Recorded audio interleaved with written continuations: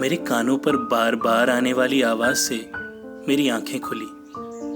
गौर से सुना तो माँ बहुत देर से आवाज लगा रही थी। मैं आजकल बहुत सो रहा था। दरअसल कारण ही वैसा था।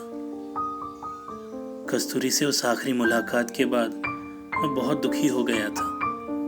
मैं उस रात घर आया और बहुत रोया। मुझे समझ नहीं आया कि अचानक मेरे साथ ये कैसे हुआ। सब कुछ तो अच्छे से चल रहा था।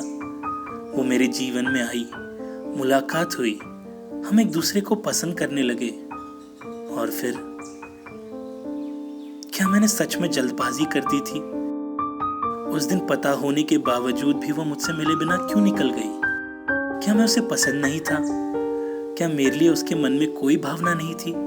क्या उसके लिए ये सब बस एक टाइम पास था?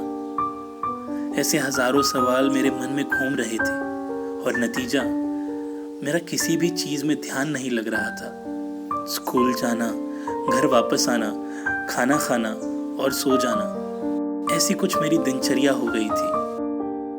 और जब छुट्टी होती तब दिन भर मैं दर्द भरे गाने सुना करता। मैं बहुत खुश मिजाज लड़का हुआ करता था और अचानक से आए मुझ में इस बदलाव को देखकर सब हैरान हो गए थे। कुछ भी करके उस दिन की वो आखिरी मुलाकात और कस्तूरी के वो शब्द मैं भुला नहीं पा रहा था, सिवाय उसके इंतजार के। पर अब मैं कर भी क्या सकता था? उसके याद में दिन गुजर रहे थे, पर मुझे इस हालत से बाहर निकलना था। जल्द ही मेरी परीक्षा आने वाली थी।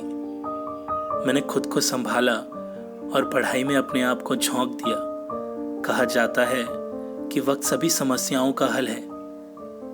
मैंने सब वक्त पर सौंप दिया, क्योंकि वक्त के साथ अब सब कुछ बदलने वाला था।